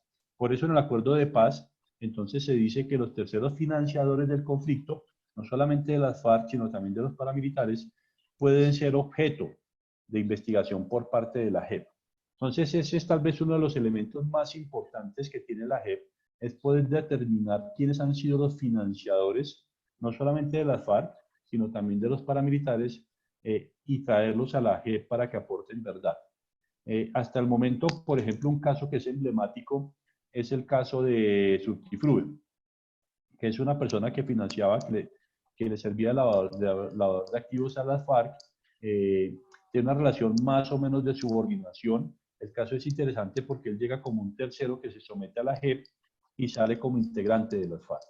O sea, la forma en que se analiza el caso, lo que decide la sección de apelación, es que este señor tiene una relación tan estrecha con las FARC que no puede ser simplemente un colaborador, no era simplemente un tercero, porque él reemplaza a Sonia, porque tiene una relación muy directa con el Paisa, porque le lava los activos de manera subordinada a las FARC, etcétera, al punto de que se le considera como integrante. Entonces, este tipo de personas, este tipo de actores son muy importantes porque, como lo dice María Paula, nos permite a nosotros conocer ese lado del conflicto que ha sido tan poco investigado y que es necesario que se conozca. Es decir, quiénes han sido los terceros que han financiado la guerra en Colombia. Excelente. Yo creo que ese es uno de los puntos en los cuales tendremos que seguir profundizando y lo haremos seguramente en el diplomado Sí. que el profesor Farid está dirigiendo conjuntamente conmigo y que pronto ya saldrá, ¿no, doctor Farid? Sí, sí, sí, sí, ya sale el diplomado. Los invitamos a que tomen parte en el que se van a tocar todos estos temas de manera mucho más extensa. Un colega nuestro hace la siguiente pregunta, y además que ha trabajado estos temas tanto en justicia y paz como en la Justicia Especial para la Paz, el doctor Jairo Acosta. ¿Qué tanto ha incidido en la exposición de la sociedad civil la ausencia de procesos comunicativos e interactivos de los actores del conflicto desmovilizados y la comunidad? Y en especial con y hacia las víctimas. Sí, esa es tal vez una de las cuestiones más interesantes. Si uno mira la historia de los tribunales internacionales, uno mira que hay un elemento pedagógico, una mezcla entre pedagógico y espectáculo del uso del tribunal. O sea, Nuremberg, por ejemplo, no fue solamente un tribunal para sancionar, sino un tribunal también para mostrar lo que sucedió en la guerra. Lo mismo pasó en el caso de Eichmann, en el juicio de Eichmann. Tal vez hay un juicio que es muy interesante, que es el primer juicio del Holocausto, que fue un juicio que se dio en el año 43 en Ucrania, que fue por los crímenes cometidos en Kharkov, en Ucrania. Llamaron a 4 personajes que realmente eran personajes sin mayor responsabilidad, o sea, eran capitanes, mayores, un colaborador, solamente 4 que fueron juzgados, pero la relevancia del caso fue mostrar cómo los nazis, los alemanes, pues atacaron a la población civil y cómo generaron una serie de crímenes en esa zona. El juicio fue hecho en un teatro y cada día cambiaba toda la gente que asistía al juicio. O sea, uno no podía ir 2 días seguidos al juicio a verlo, sino que cada día tenía que cambiar la gente y la finalidad era que todo el mundo conociera lo que pasó, que todo el mundo tuviera más o menos una imagen de lo que pasó. Entonces, el efecto pedagógico de los juicios debe ser importante. ¿Cómo se hace ese efecto pedagógico? De muchas maneras. Justicia y Paz intentó hacerlo con audiencias, pero a la magnitud de la presencia de las víctimas, que esas audiencias se hacían con las víctimas en un lado y los victimarios en otro. En otros casos se han dado encuentros entre la víctima y el victimario, incluso en Justicia y Paz hay una magistrada que a mí siempre me pareció muy interesante que promueve esos encuentros. En el caso de la JEP aún no se ha dado porque está en una etapa inicial, pero obviamente ese efecto pedagógico de las sentencias, ese efecto pedagógico de las decisiones, el efecto pedagógico del proceso, cómo se alcanza la decisión, tiene que darse también. Y eso, de acuerdo con la legislación, pues tiene que darse cuando se haga el acto de reconocimiento por parte de las personas que sean encontradas como máximos responsables. Ese acto de reconocimiento lo que busca es no solamente que la persona reconozca responsabilidad, sino que reconozca responsabilidad ante sus víctimas. Entonces, ese momento, si se quiere, espectacular de la justicia transicional va a ser importante en el caso colombiano, porque no es lo mismo que a mí en una sentencia me digan que fulanito es responsable de homicidio, a que fulanito reconozca que es responsable de homicidio. Entonces, eso va a ser clave, pero también lo importante es que aquí hablamos de máximos responsables, personas que sean identificadas como con máxima responsabilidad y no cualquier sujeto con un rango bajo dentro de las organizaciones. Doctor Farid, ¿hay alguien que le quiera hacer alguna pregunta o mejor una discusión abierta? Si Jason, por favor, nos lo facilita, que es el doctor Jaime Camacho, quien fue vicefiscal general de la Nación y ha trabajado desde la otra orilla, la persecución de bandas, la persecución de crimen organizado y de narcotráfico. ¿Qué impresión tiene usted, doctor Jaime Camacho, de esa otra vista de la seguridad ciudadana, la justicia ordinaria en tiempos incluso de construcción de procesos de paz? En realidad no veo que sean posiciones opuestas, sino perspectivas distintas por los roles distintos que se han desempeñado. Por supuesto, la intervención de Farid deja una cantidad de puntos de debate que son relevantes, pero solamente quisiera dejar alguno para que él trate de desarrollarlo. En Colombia hubo procesos anteriores al de la inicial justicia transicional con los paramilitares, que tuvieron la característica que él mismo señaló de haber sido resueltos con mecanismos de amnistía e indulto, pero sin mecanismos institucionalizados al menos de justicia transicional. Y los últimos procesos datan por allá de los años 90 del siglo anterior, es decir, hace 30 años aproximadamente.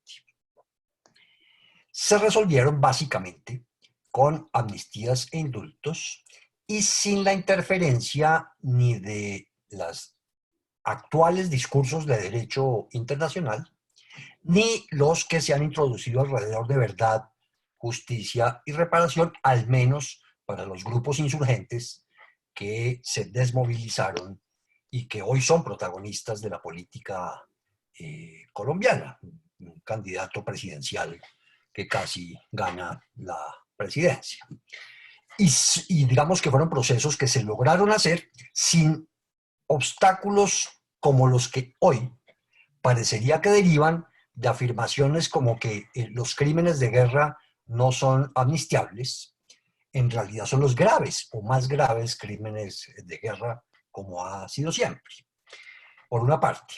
Y por otra parte, digamos, en ese proceso no se involucró la responsabilidad de los agentes estatales o de la fuerza pública. El doctor Farid dice que hubo una especie de olvido implícito. En realidad eso desconoce el esfuerzo gigantesco de tantos y tantos procuradores, fiscales y jueces colombianos que sí castigaron obviamente, pues no todos, pero muy relevantes hechos de vulneración de derechos humanos. Entonces, digamos, si tenemos un panorama de tratados internacionales o de convenios internacionales de derechos humanos que son básicamente los mismos de hace 20 o 30 años, el Pacto de San José, la Declaración Universal de Derechos Humanos, y que quizás lo único que puede ser posterior sea el Estatuto de Roma. ¿Por qué tenemos que hacer descansar el proceso futuro de garantías de no repetición en una institucionalidad que a lo mucho pretenderá, como también se ha señalado, esclarecer algo de la verdad y eventualmente señalar algunos máximos responsables, pero ese señalamiento de máximos responsables en el contexto actual es justamente el que está creando la polarización, porque ya se está advirtiendo una persecución a máximos responsables indefinidos en la parte estatal o en la parte de la sociedad civil, y unos máximos responsables del otro lado, pues que ya están totalmente identificados y que incluso pues se les dio acceso al poder político, y entonces digamos que la institucionalización comparada con los procesos que se dieron en los años 90, pues, y que no generaron tanta violencia posterior. Claro, mataron a Pizarro, eso es claro, pero en términos generales, los reinsertados del M-19, de los Quintín Lame y de los demás grupos que se desmovilizaron en aquella época, en perspectiva podría considerarse un proceso relativamente exitoso. ¿Por qué hay hoy tanto obstáculo impuesto por discursos de derecho internacional, por institucionalidades transicionales que, pues digamos, ojalá tengan el mejor de los éxitos, pero que están enfrentando todas las dificultades y todos los obstáculos que se han señalado?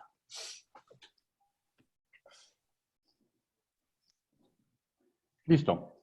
No, yo creo que es un punto muy interesante. Sí, no, yo creo que no tenemos tantos puntos de debate, pero tenemos muchos puntos que ameritan la conversación. Sí, hay un punto primero de aclaración. los crímenes de guerra son los que no son amnistiables. Si el crimen de guerra se define como una infracción grave al derecho internacional humanitario. Entonces, lo que dijo tanto la Corte, que declaró inconstitucional esa referencia al grave crimen de guerra, lo que dijo la Corte es que lo grave no puede ser doblemente grave, pero además lo que dice toda la tradición del derecho internacional humanitario, desde la Convención del 49 de Ginebra hasta el Protocolo 1 y 2, es que las infracciones graves al VIH se consideran crímenes de guerra y los crímenes de guerra, que son infracciones graves, no son amnistiables. Justamente, el M-19 no tuvo a su cargo crímenes de esos. Ya voy para Fueron ese punto. amnistiados. No, ya voy para ese punto. Entonces, las infracciones simples al VIH sí son amnistiables. Eso por una parte. Por otra parte, en los conflictos armados no internacionales, históricamente se permitían las amnistías o no se prohibían las amnistías, no se permitían, pero no estaban prohibidas. Todo lo que yo le digo que el crimen de guerra es una infracción grave, se refería originalmente solamente a los conflictos armados internacionales. Y no existía una categoría de crímenes de guerra como tal para los conflictos armados no internacionales. Esto es un desarrollo muy reciente, y el desarrollo muy reciente está combinado con la idea de lo que dice el protocolo 2, que en el artículo 6.5, que al final de un conflicto se deben garantizar las mayores amnistías posibles, salvo para los crímenes de guerra. Pero esto tiene esa limitación de que en los conflictos armados no internacionales no se reconocía la existencia de crímenes de guerra. Hay toda una discusión con respecto a esto. Tal vez quien mejor ha trabajado eso es una profesora irlandesa que se llama Louise Malinder. Y esta discusión, y una profesora belga que se llama Josefa Klaus, que acaba de publicar un libro buenísimo sobre el tema. Esta discusión lo que muestra es que en los conflictos armados internacionales, no internacionales, perdón, está cristalizando una norma prohibitiva de las amnistías, pero esa norma no es totalmente imperativa. ¿Esto qué significa? Que queda abierto a los estados conceder o no amnistías por este tipo de actos. Entonces, si preguntamos antes del 2016 si en Colombia los crímenes de guerra eran amnistiables o no, la respuesta es, depende de lo que dijera el Estado colombiano. Y el Estado colombiano permitía, antes del 2016, amnistiar todos los actos que fueran delitos políticos o conexos con el delito político. Entonces, con base en esa interpretación, diríamos que el M-19 podría haber cometido crímenes de guerra, pero que eran perfectamente amnistiables para el derecho existente, tanto nacional como internacional en la época. Entonces, ahí ya no está el obstáculo. ¿Cuándo surge ese obstáculo? Ese obstáculo empieza a surgir a partir de la aprobación del Estatuto de Roma. El Estatuto de Roma, algunos dicen codifica, otros dicen no, introduce, y la diferencia es importantísima porque codifica supone que eso existía antes en el pasado, y decir introduce supone que apenas está existiendo a partir de ese momento. El Estatuto de Roma, entonces, establece en el artículo 8 4 formas de crímenes de guerra. 2 para el conflicto armado internacional y 2 para el conflicto armado no internacional. Entonces, a partir del Estatuto de Roma, para los estados es mucho más difícil hacer amnistías que puedan perdonarlo todo, porque entonces pueden abrir posibilidad de la competencia de la jurisdicción internacional. Entonces, tal vez el momento clave para nosotros es el 98, cuando Colombia ratifica el Estatuto de Roma. Y eso es a lo que Aquí hay otra pregunta para hilar con esta idea, que también creo que llega de Francia o de Inglaterra. Caroline, ¿en qué medida se puede perdonar esos crímenes practicados por grupos armados cuando estos constituyen crímenes de guerra ante tribunales penales internacionales, particularmente en el caso de los niños soldados o lo que se conoce aquí en Colombia como reclutamiento ilícito de menores? Sí. El punto es ese. A partir del año 98 en Colombia, hasta el año 98 era posible amnistiar todo tipo de delitos en tanto fueran delitos políticos o conexos con el delito político. Entonces, si uno lograba demostrar la conexidad del delito con el delito político, era amnistiable sin ningún problema. Pero a partir del 98, Colombia ratifica el Estatuto de Roma y a partir de ese momento se hace más difícil amnistiar este tipo de actos porque eso supone que el Estado colombiano está violando el estatuto y estaría autorizando la aplicación del principio de complementariedad, que supone que si el Estado no hace justicia, la Corte Penal Internacional puede intervenir. Y es a eso a lo que se enfrenta el Estado colombiano cuando el proceso de justicia y paz. O sea, cuando se da el proceso de justicia y paz, el proceso de desmovilización de los paramilitares, recuerden ustedes, el primer proyecto era un proyecto de alternatividad penal, es decir, un proyecto de perdón, básicamente, de las penas a los paramilitares para que ellos se desmovilizaran y a cambio recibir la renuncia a la pena, como ocurría en todos los procesos con las guerrillas. Sin embargo, el contexto de derecho internacional de la época hace imposible que se pueda adoptar esa estrategia. Y por eso, entonces, se tienen que buscar formas que garanticen una suerte de sanción para estos crímenes. Y ahí es cuando la sentencia de la Corte Constitucional de la Ley 975 es tan importante, porque nos introduce en nuestro lenguaje constitucional todo el discurso de la justicia transicional. Entonces, ese es un primer punto. O sea, los procesos de los 90 fueron sin obstáculos, porque internacionalmente no está tan cristalizada esta norma prohibitiva de las amnistías. Los procesos actuales tienen que moverse en ese entorno, que es un entorno difícil para los estados, que da cierto juego, pero no da un juego tan amplio.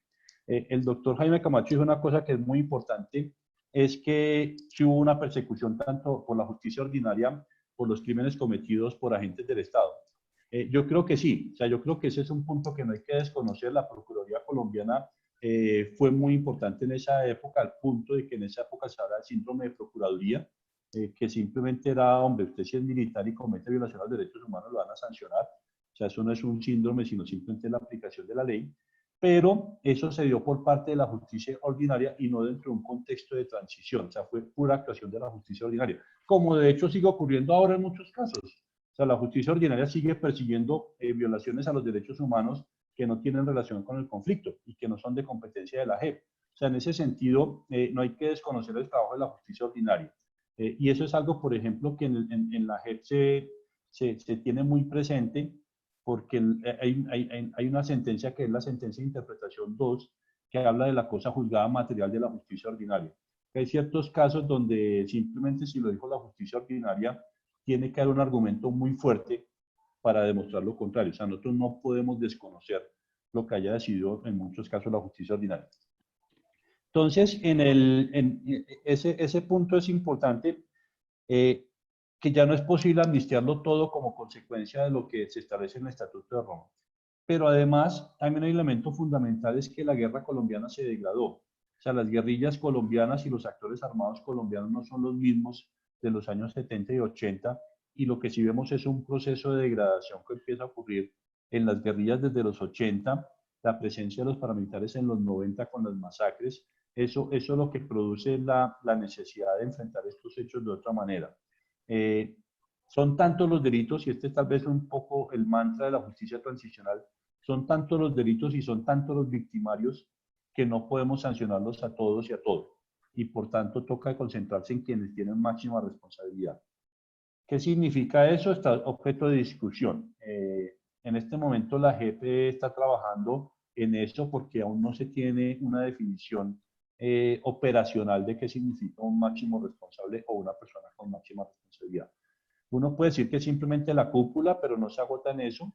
Uno puede decir que son los generales, pero tampoco se agota en eso. Lo que demuestran, por ejemplo, algunos casos es que muchos sargentos y cabos tenían más responsabilidad en ciertos hechos que oficiales de alto rango. Entonces, esa es una cosa que es más complicada de establecer, y por eso no es tan fácil sujetarlo solamente a la gente de alto rango. Concentrarse en todo caso en personas con máxima responsabilidad es un obstáculo, eso es cierto, pero ese es un obstáculo que todo tribunal y todo proceso de justicia transicional ha tenido en esta materia. Es lo que Santiago Nino decía, hay que pegar duro en la cabeza y suave en los pies, pero ya vimos qué pasó en Argentina cuando se empezó a pegar duro en la cabeza con los juicios iniciales, que casi hay otro golpe de Estado. O sea que eso son un poco las elecciones difíciles que tiene que hacer un sistema de justicia transicional, de nuevo para al final garantizar justicia y proteger los derechos de las víctimas. Hay varias preguntas. Yo creo que voy a proponer aquí 3 que podrían resolverse de forma conjunta para aprovechar al profesor Farid. Y la primera es la siguiente, la formula Marta Ruth Hernández. ¿Cree posible la seguridad ciudadana cuando muchos de los reinsertados volvieron a conformar grupos delictivos con el agravante de los asesinatos de los que dejaron las armas? También le pregunta Pedro Fernando Castro. Doctor, la Ley de Justicia y Paz ofreció verdad, justicia y reparación. Sin embargo, a pesar de fallas de la misma, esta ofreció reconocimiento a las víctimas. ¿Sucede lo mismo con la JEP? ¿Se visibiliza o se hace visible las víctimas en esta justicia transicional? Y dentro de este grupo de preguntas, la de Carlos Pinzón. ¿Se puede en este momento desmovilizar las nuevas bandas criminales para dejar de delinquir y entrar a la justicia transicional? Y los militares que no quieren ser incluidos en la justicia transicional, ¿qué sucede con ellos? Listo, creo que son 3 muy buenas preguntas. La primera, si es posible, debe ser posible, o sea, esa es la tarea del Estado. Es cierto que ha habido un proceso que hace muy complicado el proceso de paz en Colombia, y es el hecho de que ha habido deserción de muchos miembros de las FARC que se reincorporan a la lucha armada, pero no son todos y no son muchos. O sea que también es bueno tener en cuenta aquellos que permanecen en el proceso, que son muchísimos y que están cumpliendo con lo que se denomina el régimen de condicionalidad. Eso es bien importante tenerlo en cuenta. Segundo, ha surgido una serie de nuevos actores armados en estas zonas que están disputando territorio y que obviamente cometen delitos contra las poblaciones, pero eso es tarea del Estado, garantizar que haya seguridad en esas zonas. Entonces, y aquí también hay una cuestión importante, la justicia transicional tiene que sentar las bases para la no repetición, pero quien tiene que garantizar esa no repetición es el Estado. O sea, no son los mecanismos de justicia transicional los que lo garantizan, sino que tiene que ser el Estado con todas sus instituciones quien tiene que garantizar que eso no se repita. Entonces, una fuerza policial fuerte en esas zonas, mecanismos como seguridad para la seguridad social para las personas, un estado de bienestar fuerte, etcétera, pues terminan garantizando que se haya dando seguridad a la gente. Pero obviamente eso exige, como lo hablamos ahora, combatir el crimen organizado, entender que el problema colombiano actual es el crimen organizado. Eso por una parte. Por otra parte, en el caso de Justicia y Paz fue un mecanismo que empezó con muchísimos problemas, un mecanismo que tuvo que desarrollar un aprendizaje, y al cabo de un tiempo ya ese aprendizaje lo estamos nosotros entendiendo y aprovechando. O sea, la Jurisdicción Especial para la Paz se basa en muchas cosas, en el trabajo aprendido por parte de Justicia y Paz, y uno de esos es el reconocimiento de las víctimas, de la importancia de las víctimas para el avance del proceso. La Jurisdicción Especial para la Paz, de nuevo, está centrada en las víctimas, y una cuestión importante es la posibilidad de las víctimas de presentar informes en donde ellas señalan las conductas cometidas, las conductas criminales cometidas y las personas que ellas consideran que son responsables. Estos informes se están sistematizando y estos informes están en este momento alimentando los diferentes casos. Es cierto que hay desconfianza de parte de las víctimas con respecto a esto, pero ya este trabajo se está haciendo.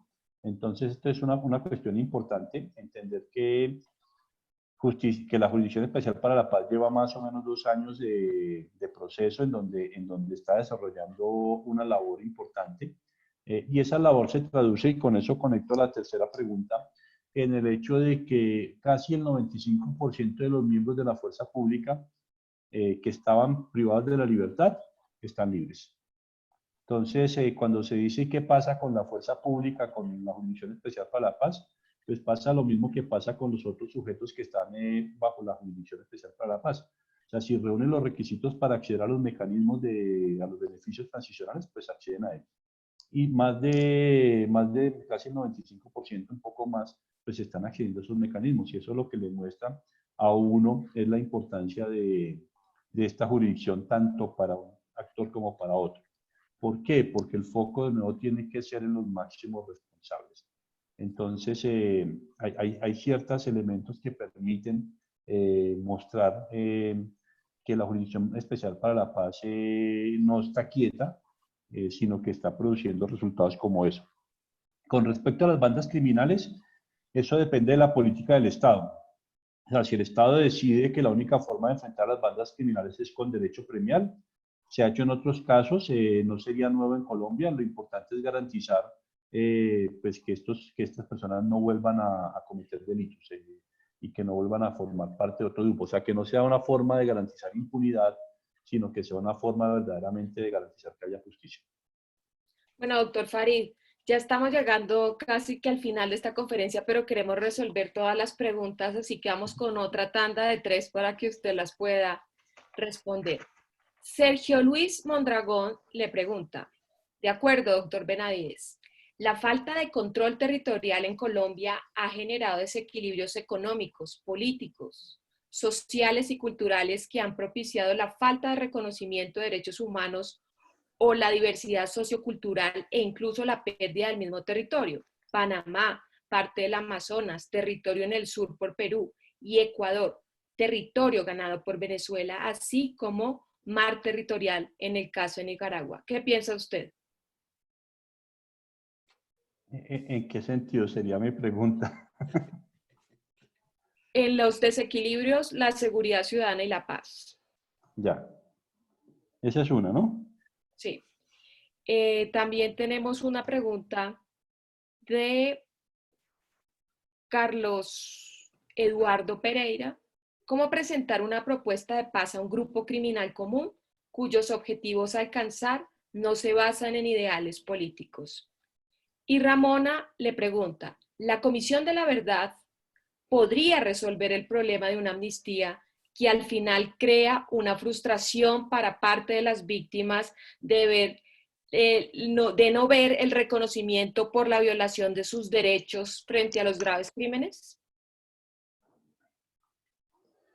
Empiezo con la tercera. O sea, el papel de la Comisión de la Verdad es aportar verdad sobre el conflicto colombiano, pero más que aportar simplemente verdad, es la construcción de un relato consensuado sobre qué pasó en el conflicto colombiano. O sea, el hecho de que sea una institución plural que tiene representantes de diferentes sectores ideológicos debe garantizar que el relato que se construya sea un relato consensual. Es decir, que la Comisión de la Verdad pues, va a aportar una verdad en la cual nosotros estaríamos de acuerdo porque nos vemos representados en ella. Ese es el gran reto, por eso tiene que tener participación de todas las víctimas, no solamente de las víctimas de la FARC y del Estado, sino también las del Estado colombiano, víctimas de diferentes actores como los paramilitares, etc. Entonces, la participación de todas estas víctimas permite que ese relato sea un relato mucho más consensuado. Frente a la amnistía, en este caso, la amnistía es un beneficio, que eso es una diferencia con los procesos del pasado, es un beneficio que es condicionado. ¿Condicionado a qué? Entre otros a la verdad. Es decir, que las amnistías que se otorgan, las que se otorgan simplemente por el delito político no tienen tanto problema porque son las clásicas amnistías, pero si se otorgan por actos diferentes o se otorgan algún tipo de sanción restaurativa como la sanción propia, esto lo que tiene que hacer es que se hace a cambio de elementos como de reparación. Los beneficios que otorga la Jurisdicción Especial para la Paz y la Justicia Transicional, el modelo actual colombiano, son beneficios que son condicionados al cumplimiento de ciertos requisitos, entre ellos aportar verdad. Entonces, en eso coincide la JEP con la Comisión de la Verdad, pero la JEP tiene un espacio de tiempo mucho más amplio. Entonces, la verdad que aporte la Comisión de la Verdad va a servir para el trabajo de la JEP, para la construcción del relato final del conflicto. Con respecto a las desigualdades entre seguridad ciudadana y paz, debe entenderse que no tienen por qué entenderse como contrarios. O sea, la seguridad ciudadana, la paz básicamente es el espacio en el cual todos ejercemos nuestros derechos sin ningún tipo de violencia. Hay un autor que se llama Johan Galtung que habla de dos tipos de paz. La paz negativa, que es la eliminación de la violencia directa, es decir, que no nos demos bala, que no nos matemos, y la paz positiva, es decir, lo que se denomina la construcción de paz. Entonces, en esa medida, la seguridad ciudadana, en la medida en que contribuye a un espacio en el cual la gente pueda ir protegiendo sus derechos, pues es uno de los elementos constitutivos de la paz. Entonces, no son elementos contradictorios, sino son elementos que tienen que trabajar conjuntamente. Y finalmente, ¿cómo hacer que un grupo criminal participe de un proceso de paz? Ese es el gran reto de los procesos de paz. Hay un texto reciente de Eduardo Pizarro, perdón, sobre las Fuerzas Armadas colombianas. Y en este texto él analiza por qué las FARC decidieron sentarse a negociar. Y uno de los elementos que él muestra que es muy importante es el hecho de que las FARC habían sido derrotadas estratégicamente. No habían sido derrotadas militarmente, pero han sido derrotadas estratégicamente. Entonces, que era mucho más beneficioso para ellos hacer un acuerdo de paz, porque la continuación en la guerra iba a ser mucho más costosa. Entonces, en esa medida yo siempre insistía mucho de que el gobierno de Santos tenía una política que era muy interesante, porque tenía a sus antiguos viceministros de defensa, que eran Sergio Jaramillo y Juan Carlos Pinzón, en los dos lados del proceso. Por un lado, Sergio Jaramillo negociaba la paz fuera de Colombia y por otro lado, Juan Carlos Pinzón pues hacía la guerra en Colombia. Cada victoria militar del ejército colombiano en ese momento garantizaba que las FARC eran más incentivos para negociar la paz. Entonces no eran cosas tan contradictorias como se pensaba en su momento, sino eran complementarias. Entonces, en este sentido, la acción policial en contra de grupos de esta naturaleza, pues van a contribuir a que estos grupos tengan incentivos para negociar con el Estado, porque es más lo que perderían si son finalmente judicializados que si aceptan mecanismos de justicia premial, que en últimas es lo que hace un mecanismo de justicia premial, ofrecer un incentivo que supone una ganancia menor, pero una ganancia frente a la posibilidad de perderlo todo. Doctor Farid, que el doctor Gilberto quiere hacerle una pregunta. Doctor ¿Listo? Gilberto. Sonido. Aló, Sí. doctor Farid. A ver, yo lo haría más como reflexión. Yo diría que la paz debe ser basada en lo real. En la real. ¿Me escuchan bien? Sí. Que tengo... Lo escuchamos con eco.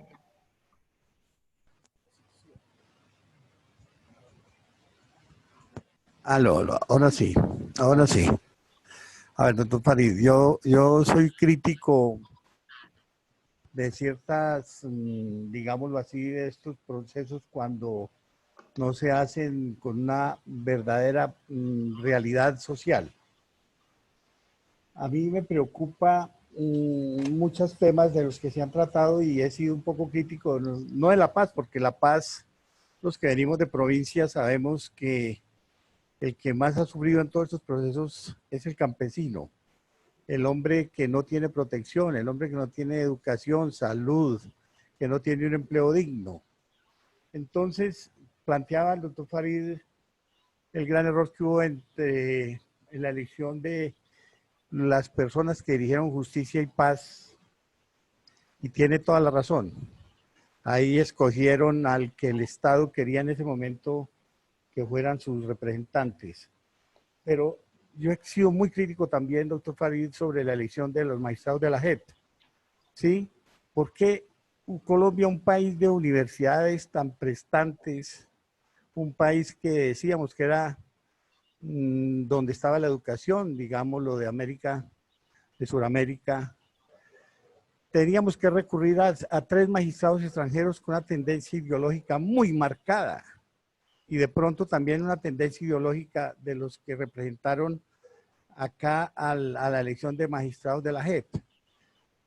No quiero ser radical en nada de estas preguntas, pero yo creo que con una elección que hubiera sido con personajes colombianos, como usted fue viceministro de los Dolores Guerra, Portocarrero, de gente de ese nivel, que hubieran escogido magistrados de tendencias diferentes, pero que hayan mostrado en el país que han sido independientes. con eso no quiero ser crítico de lo que está sucediendo, eh, porque hay demasiadas quejas como lo estábamos planteando ahora, y lo que me preocupa, doctor Farid, es después de este proceso de paz, ver que hemos perdido Putumayo, el Cauca, Nariño, y que el centro de la coca del mundo sea Tumaco, sea Buenaventura, vamos al Chocó, vamos a La Guajira, vamos a La Gabarra, vamos a Tibú, vamos a Arauca, vamos al Bichada, terrenos totalmente abandonados por el Estado. Abandonados totalmente. O sea, si miramos el contexto de las fronteras, todo está tomado por el narcotráfico. Yo creo que de que no se erradique el narcotráfico, y eso ha sido una constante histórica. Y desde que no demostremos que haya un balance equilibrado en las decisiones de la JEP, no vamos a llegar a ningún Pereira y vamos a complicar la situación del país. Me estoy tranquilo con que sea usted miembro de la JEP y de otras personas que usted y yo conocemos. Usted y yo fuimos compañeros de pupitre y sé la garantía que es que usted esté ahí. Un hombre que sabe de estos temas, que sabe de lo que puede suceder. Y hay muchos compañeros nuestros, suyos y míos, que están allá, y lo único que pediríamos es un equilibrio en las decisiones judiciales. Equilibrio, ¿cómo lo ve usted, doctor Farid? Sí, no, una primera aclaración es que yo no dije nunca que hubiera un error en la conformación de Justicia y Paz. De hecho, yo reconozco el trabajo de Justicia y Paz. Creo que fue muy criticado al comienzo, diría yo que con razón porque la gente esperaba resultados, pero creo que al cabo de ya más de 10 años está produciendo unos resultados que son muy interesantes, y la verdad que nos ha aportado Justicia y Paz es una verdad también que está muy consolidada. Entonces, creo que es importante dejar eso claro. Con respecto a lo de la elección de la JEP, no me voy a pronunciar porque, como dijo Gilberto, yo trabajo ahí, y que no me corresponde a mí, pues, analizar públicamente la naturaleza de la elección, especialmente teniendo en cuenta que yo me presenté y no quedé, o sea que no quedé como magistrado titular. Entonces, no me corresponde a mí, pues, cuestionar eso. Con respecto a lo del balance de las decisiones, creo que sí es un punto muy importante. La administración de justicia, pero no solamente la JEP, sino toda la administración de justicia, todas las decisiones judiciales siempre están sometidas a crítica, por un lado o por otro. O sea, lo importante de una decisión no es tanto no es solamente el resultado, sino sobre todo la argumentación para llegar al resultado. Y uno puede cuestionar muchas decisiones de muchas salas de justicia de la JEP, pero yo creo que son decisiones que están fundamentadas. Y son decisiones que son polémicas, sobre todo por la naturaleza de lo que están tratando. Tal vez la más polémica es la reciente en el caso de la bomba de la Escuela Superior de Guerra, que es una decisión que ha sido muy cuestionada por muchos sectores, ha sido celebrada por otros, pero es una decisión que en mi opinión uno puede diferir de ella, pero tiene fundamentos. O sea, que es una decisión que lo que muestra es el proceso sólido de razonamiento de quien tomó la decisión. Pero la JEP también tiene una cuestión que tienen todos los sistemas de justicia modernos, es que las decisiones tienen revisión. Entonces, en el caso de Colombia, las decisiones de la JEP, las decisiones de las salas de justicia e incluso de las secciones, pues todas son apelables ante la sección de apelación. Entonces, en ese sentido, la doble instancia debe garantizar que la persona tenga una doble revisión de su caso, y que sus argumentos sean escuchados por una nueva instancia. Y en el último año ya la sección de apelación ha sacado más o menos 540 decisiones. O sea que es un proceso que muestra que hay un dinamismo muy fuerte, no solamente de las salas, sino también de quienes están ahí actuando, abogados y comparecientes, para que las decisiones sean como de cualquier sistema de justicia, es decir, que sean revisables, que sean argumentadas, que tengan esa garantía de racionalidad que es propia de todo sistema de justicia contemporáneo.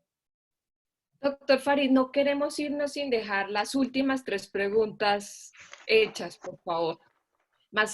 Este debate es muy, muy interesante y seguramente si esto sigue, lo volveremos a invitar.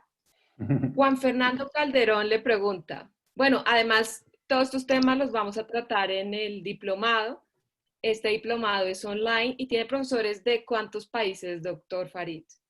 El diplomado. Tiene profesores de Inglaterra, de España, de Colombia, de Estados Unidos también.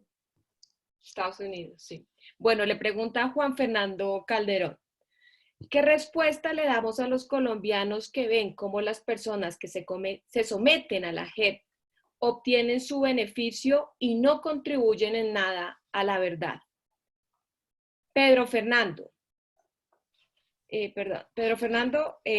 da unas gracias por haber respuesto la pregunta. Juan Fernando Calderón le pregunta, ¿la guerra contra las drogas es una guerra perdida? Y hay una pregunta también de Kevin Sánchez, ¿cómo interpretar el positivismo dentro de la justicia transicional? En estos procesos se evidencia la necesidad de crear nuevos paradigmas del derecho frente a su realidad social y no solo dejarlo a la taxatividad y medios de interpretación. Listo. La primera, realmente hay que tener en cuenta dos niveles de comparecientes.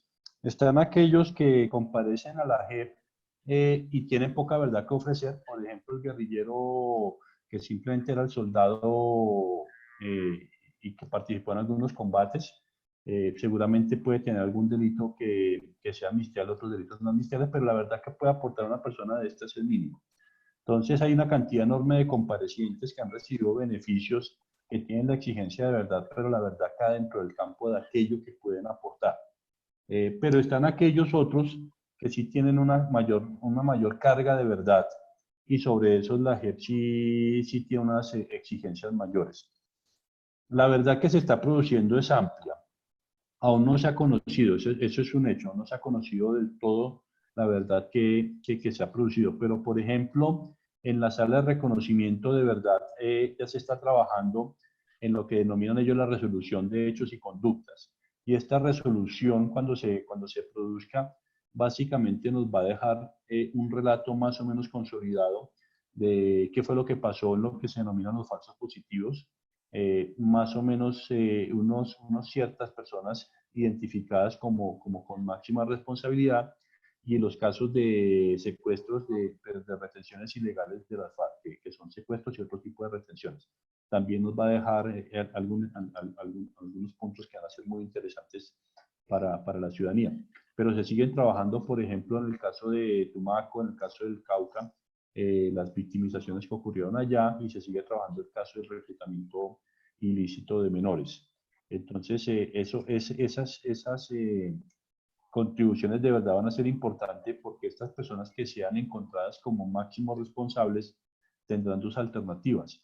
Si reconocen, entonces van a recibir la sanción propia, pero si no reconocen, entonces irán a la UIA que les hará un proceso ordinario y la pena que pueden enfrentar es una pena de 20 años.